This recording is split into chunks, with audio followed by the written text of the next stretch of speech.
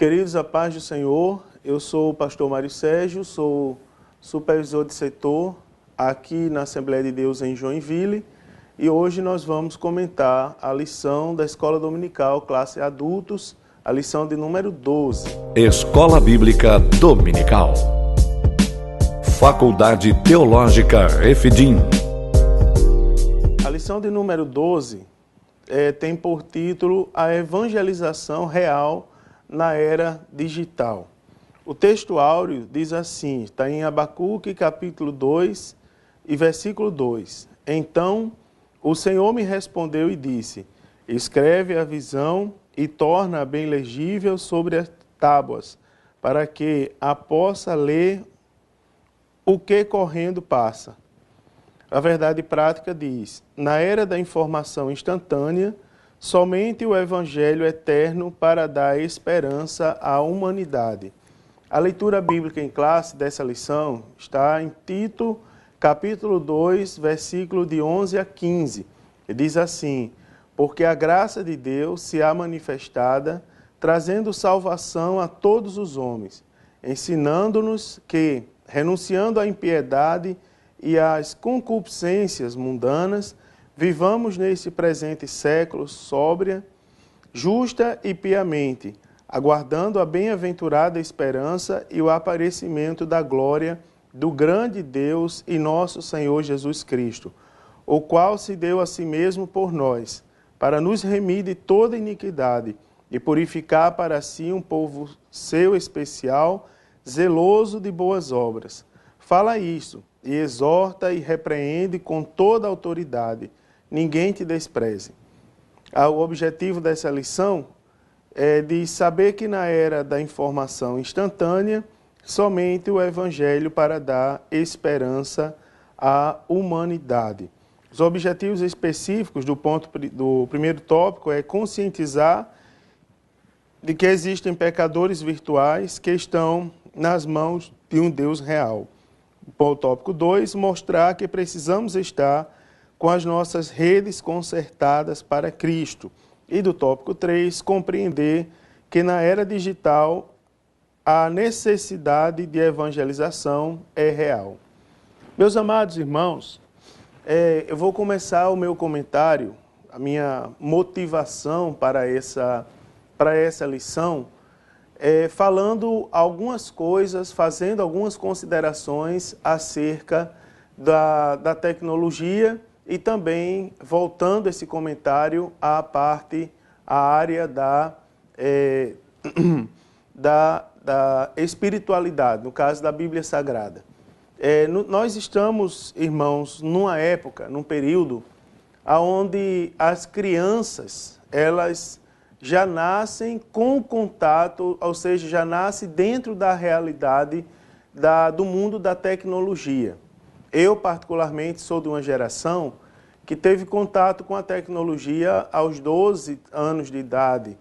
Nesse período, eu lembro que aos 14 anos apenas eu fiz o primeiro curso na área de computação, em algumas coisas, em alguns cursos, algumas áreas que nem existem mais, que ainda estão em funcionamento, mas que não são mais citadas, como, por exemplo, o sistema operacional MS-DOS, o editor de texto WordStar, ou seja, coisas bem antigas. Aos 16 anos, eu comecei a dar aula na área de informática.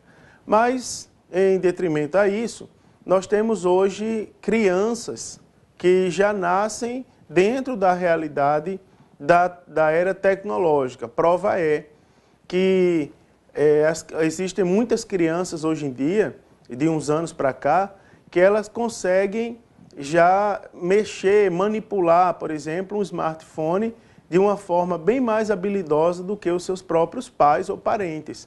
Isso é uma realidade, é algo presente. A questão da tecnologia é uma consequência que agora tem chegado à nossa realidade brasileira, mas que em outros países já está bem mais avançado do que a gente possa imaginar. Em comparação, existem países que a tecnologia não pode entrar, ela é impedida, ou o que entra é limitado, é manipulado pelo governo. Então, nós temos hoje, basicamente, 3 realidades que nós devemos levar em consideração antes de falar da tecnologia e da igreja propriamente dita. Eu faria a minha consideração é bem subjetiva, mas real, dentro da área profissional da tecnologia, que como a geração que nós estamos presenciando já nasceu na área tecnológica, é natural que a tecnologia faça parte do seu dia a dia. É natural que as redes sociais façam parte do seu dia a dia. Uma grande consideração sobre redes sociais, por sinal, é que não existe ser humano que consiga conviver hoje sem as redes sociais. Basicamente é assim, alguém pode se assustar agora e dizer, eu consigo sobreviver, mas espera aí. Se você não cria uma conta numa rede social e você passa a fazer parte das redes sociais, alguém vai fazer isso por você. Hoje em dia, mesmo a gente criando, tem pessoas que criam perfis falsos com o nosso nome. Então é importante que cada um tenha seu perfil na rede social. A questão da usabilidade, como todo meio de comunicação, agora voltando-se um pouco para a área da Bíblia Sagrada, como todo meio de comunicação, ela dá uma sensação digamos assim, de você estar vivendo numa outra realidade, inclusive falando acerca da nossa fé. As pessoas, quando têm contato com o meio de comunicação, é como se elas estivessem em outro mundo, literalmente. Por exemplo, antes de surgir as redes sociais virtuais, por meio dos computadores, havia...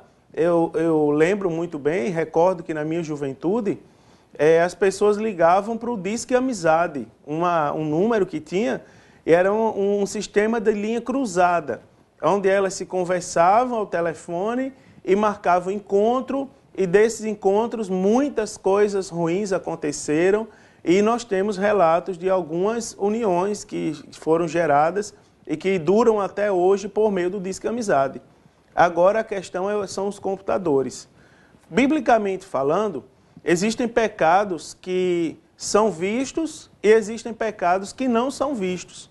Por exemplo, o pecado que é visto é aquele pecado que as pessoas veem você cometer, veem uma ação, presenciam uma ação sua, ou elas escutam você falar publicamente. Então, esse é um pecado perceptível, é um pecado que os sentidos podem perceber.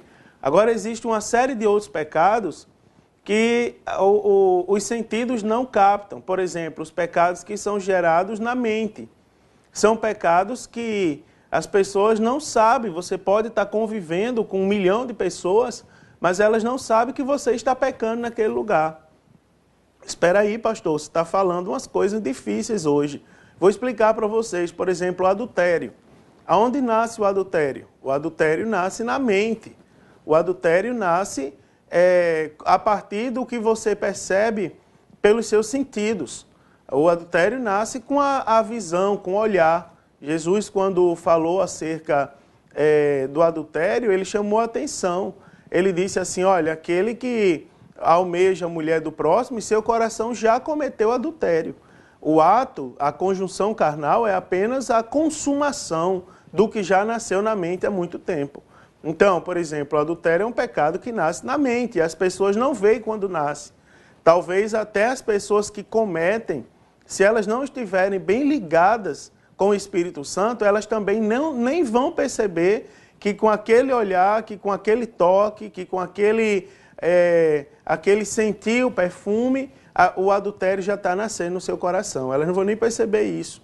Então veja, queridos, que o negócio vai além das redes sociais, vai além dos recursos tecnológicos. Quando falamos de recursos tecnológicos, digamos que surge então uma facilidade, surge então uma ferramenta que vai facilitar o cometer dos pecados que são pecados virtuais. Agora preste bem atenção a outro detalhe. Já de alguns anos para cá, não é uma coisa de hoje, de alguns anos para cá, inclusive as leis seculares que foram criadas para o mundo real, elas são aplicáveis ao mundo virtual. Por quê? as consequências dos crimes praticados por meio do mundo virtual, elas surtem efeito no mundo real. Por exemplo, vou citar alguns casos de alguns crimes que são semelhantes a crimes praticados no mundo real. A difamação, a calúnia, o roubo, o assédio, o crime de falsidade ideológica. Então vocês percebem que existem vários crimes que, apesar de ser um mundo virtual, ou seja, virtual é algo que não existe, que não é palpável, mas apesar de serem cometidos no mundo virtual, eles têm um efeito na vida real das pessoas. Então os crimes eles são semelhantes, né? Tem uma repercussão, um efeito semelhante. Então, quando um cristão está na frente da tela de um computador, ele precisa ser conscientizado, queridos, eles precisam ser conscientizados que os efeitos, que as consequências dos pecados que eles cometerem ali, elas vão surtir efeito no mundo real, porque eles vão afastar de Deus da mesma forma do que os pecados que são cometidos no mundo real. Então, o pecado que é cometido na frente do computador vai afastar a pessoa de Deus da mesma forma, da mesma maneira. Né? E tem mais, querido, tem mais um detalhe, é que o nosso Deus, algumas pessoas interpretam errado alguns versículos da Bíblia, e isso não é novidade para nenhum de nós. Por exemplo, aonde tiver 2 ou 3 reunidos, o Senhor estará presente. E, fora o contexto desse versículo, as pessoas pensam, eu estou só aqui, então Jesus não está presente aqui. Vale a pena lembrar que a onipresença é um atributo de Deus, ou seja, você querendo ou não, Deus está presente em todos os lugares. Ele não precisa que eu esteja para ele estar, porque ele é Deus, naturalmente ele está presente em todos os lugares. Então, o mundo virtual, ele traz esse efeito na vida das pessoas quando elas não são devidamente instruídas que aquilo que elas cometem, aquilo que elas praticam na frente do computador, vai surtir efeito também na sua vida espiritual, no seu relacionamento com Deus. Então, queridos, outra realidade que nós não podemos fechar os olhos é que a pornografia, a exposição do corpo, a depravação e tantos outros sinônimos nesse sentido, eles estão presentes no nosso dia a dia. Não precisa, queridos, você ir para frente de um computador para você ver uma pessoa seminua, seja homem ou mulher. Nas ruas, as pessoas já andam como que de uma forma natural dessa maneira. Agora, no mundo virtual, as pessoas têm, como a gente já explicou, uma ferramenta a mais, tem um elemento a mais que vai facilitar o acesso a tudo isso. Vale a pena lembrar que nós, hoje em dia, não convivemos sem o e-mail, nós não convivemos sem acessar uma página na internet, nós não convivemos sem um equipamento eletrônico do nosso lado. Pastor, o senhor está exagerando novamente. Não estou exagerando. Em muitos lugares, Brasil afora, e aí eu vou me limitar agora ao Brasil, as matrículas nas redes públicas de ensino, por exemplo, são feitas exclusivamente através de sites, através de sites específicos dos governos locais, das prefeituras, para isso. Então as pessoas precisam pedir auxílio a alguém que saiba mexer no computador para ir fazer a matrícula do filho. E a maioria, digamos, a acessibilidade a cursos para ensinar a ter acesso aos recursos virtuais estão abundantes, eles são oferecidos de forma gratuita nos dias de hoje. As pessoas, para conseguirem entrarem na fila de emprego, agora elas não vão mais em muitos lugares, para as ruas, a não ser na hora da entrevista. Elas fazem tudo pelo computador. Em várias cidades do Brasil, os governos já estão distribuindo para as redes públicas tablets ou smartphones, onde os alunos eles vão ter acesso aos conteúdos das aulas, ter acesso, os pais ter acesso aos seus boletins, através exclusivamente desses equipamentos. Essa é uma realidade que já está presente em várias universidades privadas, né? Até universidades públicas. É um requisito, quando na hora da matrícula, você ter um tablet na sua mão, onde você vai ter acesso a tudo que for disponibilizado para no processo de ensino-aprendizado daquele lugar. Então, queridos, baseado nisso, preste atenção que nós também temos que vencer alguns tabus. Por exemplo, eu já presenciei a triste situação de um novo convertido ir fazer a leitura na hora do culto, ele ser convidado para fazer a leitura, e o servo do Senhor que estava dirigindo aquele culto, tomar o microfone do novo convertido, enquanto ele fazia a leitura da palavra, porque ele não utilizava uma Bíblia impressa, em papel, ele utilizava a Bíblia no smartphone. Fora as explicações que o novo convertido tinha vindo do trabalho, direto para a igreja e tal, e lá no trabalho dele ele não podia levar a Bíblia. Independente disso, isso feriu o novo convertido, e isso levanta um ponto que nós temos que vencer também. Ora, se nos smartphones os nossos alunos, os nossos crentes, eles têm acesso a conteúdos das suas universidades, eles têm acesso, eles precisam conseguir emprego por lá, eles precisam se comunicar, enviar documentos utilizando o e-mail. Por que no smartphone ele também não pode ter a Bíblia para estudar? Quando ele tem acesso à Bíblia também pela internet, através do navegador, existem sites e sites e sites que oferecem Bíblias e recursos para serem estudados. Então veja que antes de mais nada, uma ampla discussão, uma ampla reflexão precisa ser feita de a forma como nós estamos pregando o uso da tecnologia, a forma como nós estamos esclarecendo para os alunos que eles podem fazer sim o uso da tecnologia, porque é uma coisa da era real, faz parte do nosso dia a dia, eles podem utilizar isso também para fazer a obra de Deus.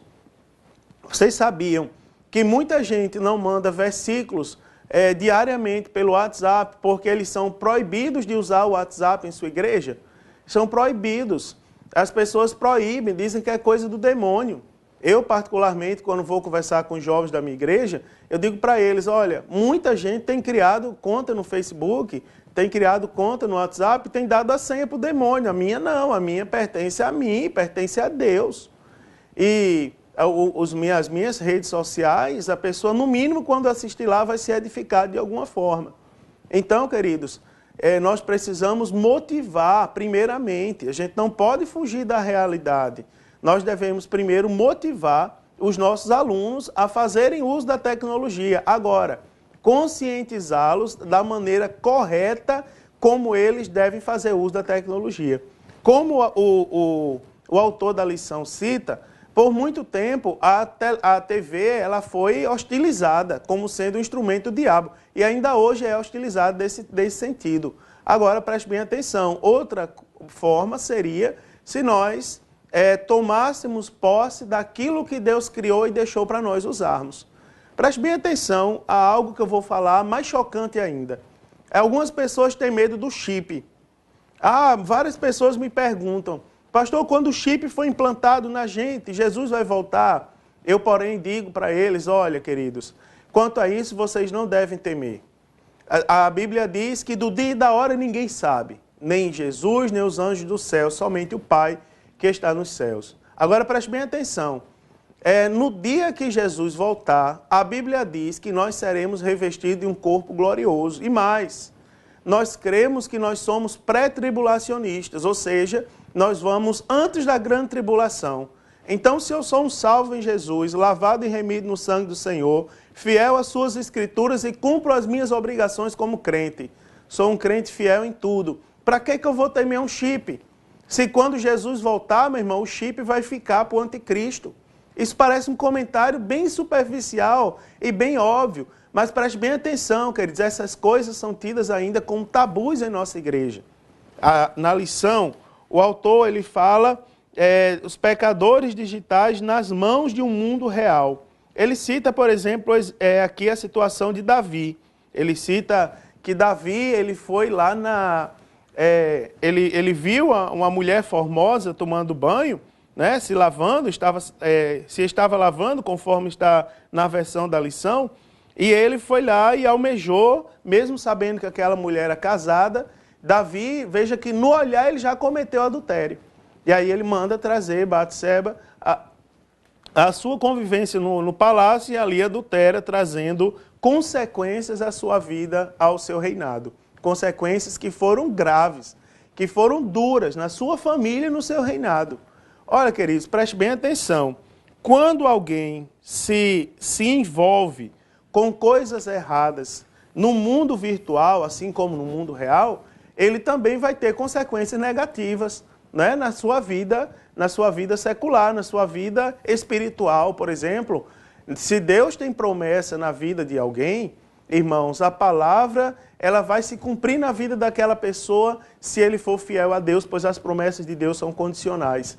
Porém, se a pessoa sair do caminho, irmão, o próprio Deus, ele permite que aquela pessoa, que as promessas na vida daquela pessoa, elas se atrasem ou não se cumpram na maioria das vezes.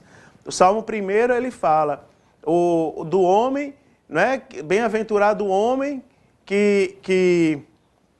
bem-aventurado o varão, né, que não se detém no caminho dos pecadores, não se assenta na roda dos escarnecedores. Aí a Bíblia diz, pois será como a árvore plantada junto ao ribeiro de águas, que dá o fruto na estação própria, as folhas não caem, tudo quanto fizer prosperará. Daí quando fala do ímpio, diz assim, mas não são assim os ímpios, antes são como a moinha que o vento dá e espalha. Aí fala, pelo que os ímpios não subsistirão no juízo, nem os impuros na congregação dos santos. Não é? Mais na frente tem uma passagem bíblica que diz assim, não se perturbe com aqueles que praticam iniquidade, nem tenha inveja dos que ricam ilicitamente, porque cedo ou tarde Deus vai ter com eles. E isso é válido para todo e qualquer pecado que se comete. Já ontem, ensinando a Bíblia Sagrada, em Tiago, capítulo 2, falando da acepção de pessoas, e lá fala que quando aquele que comete o pecado de acepção de pessoas, ele é tido na Bíblia como um transgressor, semelhantemente ao que mata e ao que comete adultério. Então, queridos, de qualquer forma que você cometer pecado, seja no mundo real e também no mundo virtual, você vai sofrer as consequências que estão previstas na Bíblia Sagrada. Isso nós devemos esclarecer para os crentes. Agora, a aula não é só para ficar falando de problema. A aula fala, vamos supor, da rede de intrigas. Aqui o autor cita o exemplo de Amon, filho de Davi, que estuprou a sua meia-irmã, não é isso? E o autor ele faz o comentário acerca da possibilidade da multiplicação de traições, adultério e destruição de lares por meio das redes virtuais. Então, uma forma, digamos assim, uma forma de minimizar os efeitos disso, irmãos, é utilizar as redes sociais os recursos virtuais, digamos assim, de forma consciente. Eu vou repetir novamente, esclarecer os nossos irmãos de como utilizar os meios virtuais. Esclarecendo isso, ele vai, uma vez esclarecido sobre esse assunto, ele vai naturalmente proliferar essa ideia para as pessoas que não são crentes, utilizando também os meios virtuais. Tá certo? Então, os e-mails. Aqui, a minha dica sobre os e-mails é que sobre e-mail é um correio eletrônico. E-mail é uma forma, um recurso, por sinal, o primeiro utilizado, um dos primeiros a serem utilizados na história da computação, na história da internet, por que não dizer, entre pesquisadores de universidades. Eles trocavam ali artigos, resultado de experimentos científicos, através de mensagens de texto, que posteriormente deu origem ao e-mail, né, ao correio eletrônico.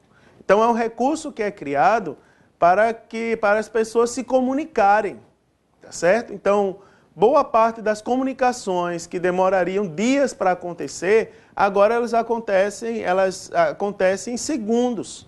Se esse recurso, vamos supor, o e-mail, for utilizado para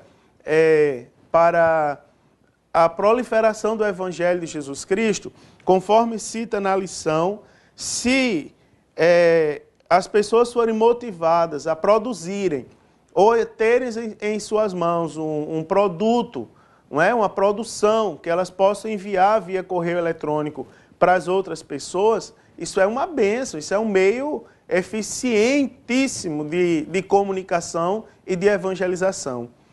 As assinaturas, eu já ouvi alguém dizer, mas o e-mail eu não posso assinar. Você não poderia, mas de vários anos para cá, já existem as assinaturas digitais, não é? Que dão autenticidade de que aquilo que você está enviando foi você de fato que escreveu. Então, queridos, é uma ferramenta que pode ser usada, não é, irmãos? Não vamos ficar só falando em problema, vamos falar em soluções. Deixa eu fazer uma diferenciação aqui entre e-mail e mensagens em redes sociais. Você falou de WhatsApp agora há pouco, vou falar sobre o WhatsApp.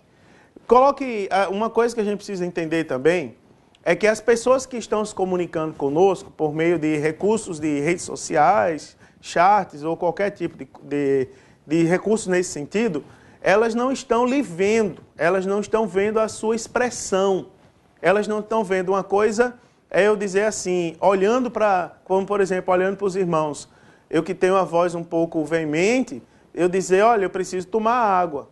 Uma coisa é você me ver falando isso com um sorriso no rosto, outra coisa é você ouvir um áudio simplesmente de eu reclamando que preciso tomar água, aparentemente. Na verdade, eu não estou reclamando, eu estou dizendo que preciso tomar água, é uma necessidade. Então perceba que existe uma diferença da pessoa lhe ver e uma diferença da pessoa não lhe ver. Então, dentro desse contexto, o que nós temos que fazer quando você vai se comunicar por meio vamos supor, do WhatsApp, deve-se falar o mínimo possível. Por exemplo, evangelizar pelo WhatsApp é Deus te ama, entendeu? Eu mandar um versículo para a pessoa. Pelo WhatsApp não se manda 50 linhas de texto, que é para a pessoa ver e sentir de fato o que você deve falar. Até secularmente eu deixo essa dica.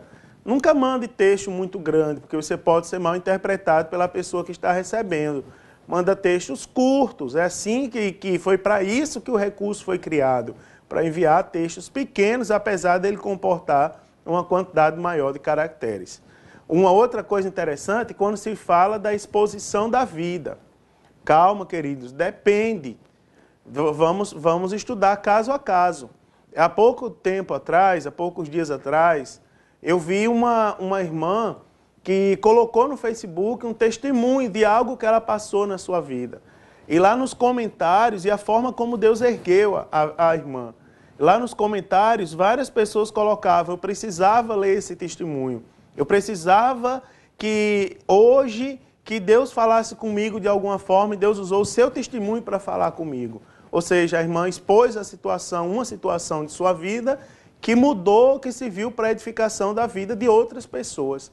O que não se pode ter são colocações íntimas, como, por exemplo, fotos. Não se publica fotos íntimas na internet, pois isso vai ser usado, isso vai ser visto por milhões de pessoas, milhares de pessoas, e uma vez indo para a internet, querendo ou não, se torna um recurso público. Todo mundo vê, todo mundo pode salvar no computador, todo mundo pode editar aquilo no editor de imagem e fazer o que bem quiser.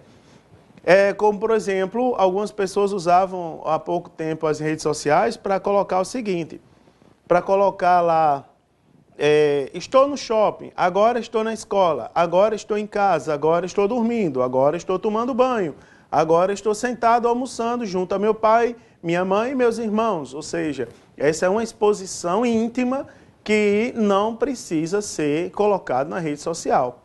Naturalmente, isso vai trazer mais malefícios para a vida da pessoa que expôs do que benefícios, tá certo? Principalmente para as outras. Que edificação isso traz, né?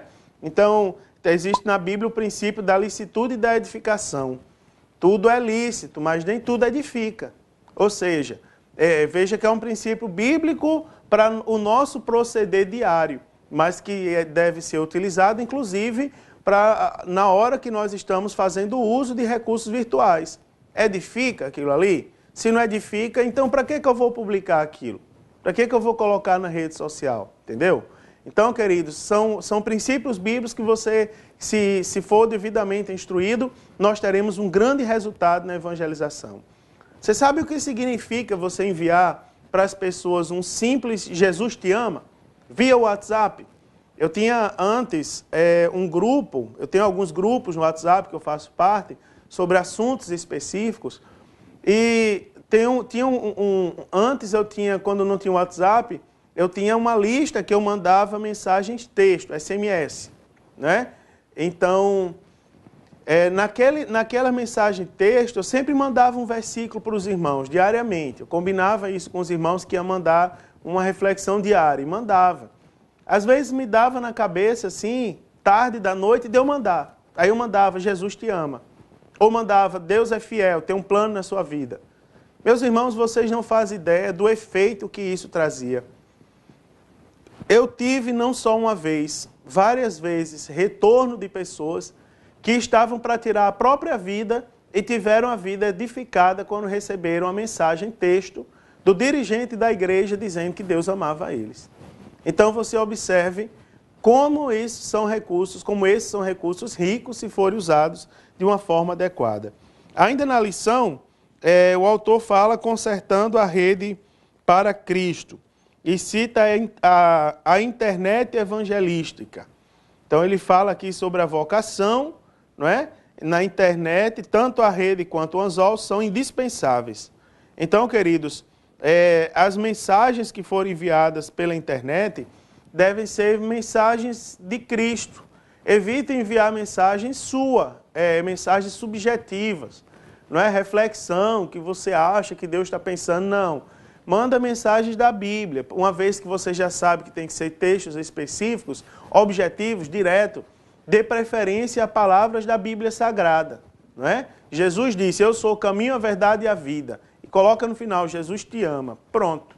Isso isso vai ter um efeito evangelizador que você não faz ideia. Experimente isso. Pegue todos os seus contatos do WhatsApp e mande esse tipo de mensagem. Pegue a Bíblia do seu celular, copie um versículo dela e mande no WhatsApp para as pessoas e você vai ver o que vai acontecer. Se daqui a pouco as pessoas não vão começar a retornar para você e dizer do efeito que foi receber aquela mensagem. Lógico, irmãos, que tem algo que nós precisamos ter também em nossa mente. Não se envia mensagens no WhatsApp direto evangelizando. Não, a evangelização, a palavra de Deus, ela tem um efeito curtidor, digamos assim. Deixa eu ver se é essa a expressão correta que eu devo utilizar. Ela tem um efeito temporário, ela tem um tempo em que ela fica causando efeito na vida das pessoas. Quando você diz à pessoa, Jesus te ama, ela vai ficar vários dias pensando naquilo. Não precisa você mandar toda hora, que você vai ser inconveniente e talvez você seja enquadrado, inclusive, num tipo de crime.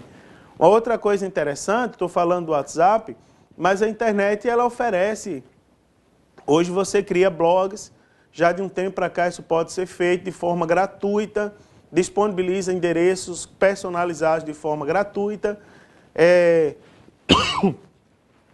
Uma coisa que as pessoas precisam ter em mente é acerca da publicidade da palavra de Deus. Tem pessoas que têm receio de publicar aquilo que Deus lhe deu. O apóstolo Paulo ele diz assim, porque eu vos entreguei o que a mim foi dado. Então você vê, o apóstolo Paulo recebeu de Deus e ele, que recebia de Deus, ele proliferava, ele dava, repassava para as outras pessoas. A própria reforma protestante, uma das motivações era a liberdade na interpretação, na leitura da palavra de Deus. Então, queridos, você pode, quem sabe, pegar a pregação do seu pastor no dia do culto do ensino, ou a pregação do domingo, e disponibilizar no seu blog, disponibilizar no seu site. Não é? Em meio às suas questões pessoais que você tem que publicar ali, você também colocar algo da palavra de Deus e assim ter um efeito evangelizador. Quem acessa o seu blog, quem acessa o seu site, também tem acesso a conteúdos virtuais relativos que dizem respeito à palavra de Deus. Tá certo? Então eu creio que deu para os irmãos entender o que eu quis dizer nesse ponto. O terceiro ponto da lição, o terceiro tópico, fala o Evangelho real para pescadores digitais. E o autor aqui, ele cita alguns fatores baseados no exemplo de alguns personagens bíblicos. Então ele cita aqui o efeito Abacuque, onde ele cita algumas coisas que nós já falamos. A mensagem deve ser clara e objetiva, não é?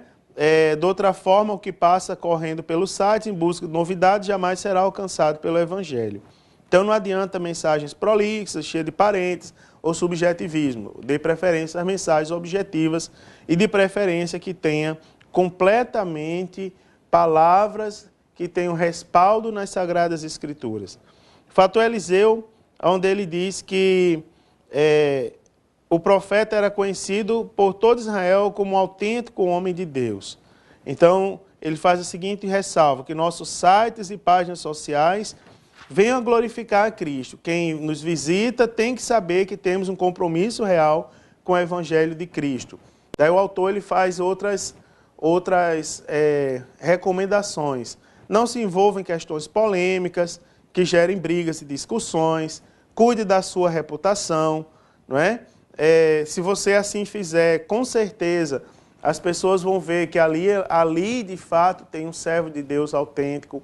Olha, queridos, e uma coisa que nós devemos estar preparados quando o assunto é evangelização por recursos virtuais, é que nós vamos ter retornos positivos e retornos negativos e temos que ter maturidade para isso.